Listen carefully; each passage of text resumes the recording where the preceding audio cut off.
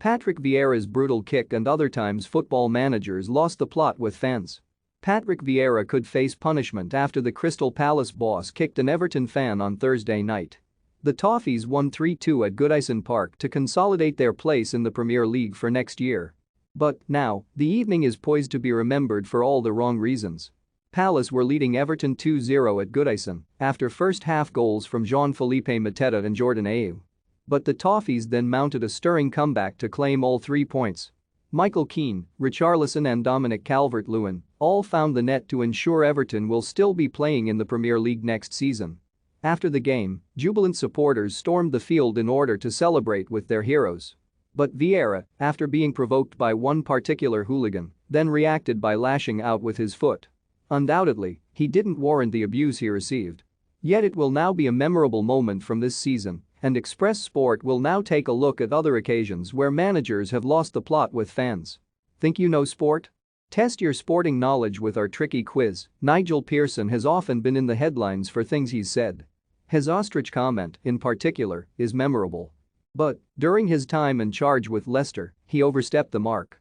Pearson became embroiled in a war of words with a disgruntled fan who continuously labelled him a disgrace within the King Power Stadium, with the club rooted to the bottom of the Premier League table.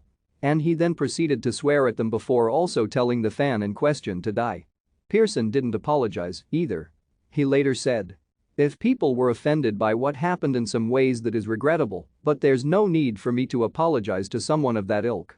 Want the latest football news?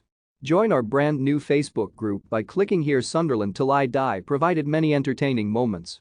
And, among them, was when Chris Coleman had a heated war of words with a fan.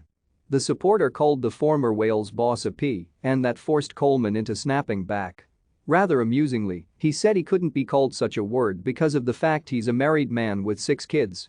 That wasn't really relevant to the insult, but Coleman, given he was being good to fans outside the Stadium of Light, certainly didn't warrant the abuse he received. Brian Clough was one of a kind. Bullish, brilliant and bruising all in equal measure. And he showed his tough side when fans stormed the pitch following Nottingham Forest's League Cup quarter-final win in 1989 over Queen's Park Rangers. Clough actively punched 4 different fans during the pitch invasion, in scenes that are still remarkable to this day. Wearing his classic green jumper, he also attempted to drag individuals off the playing surface. And he was later criticized by David Evans, who was a Conservative MP at the time.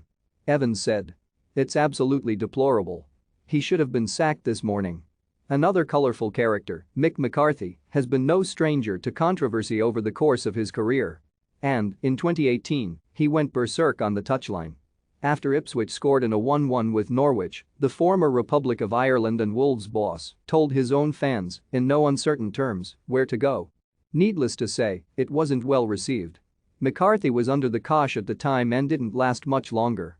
That said, he did deny the words were aimed at fans, but not everybody was convinced.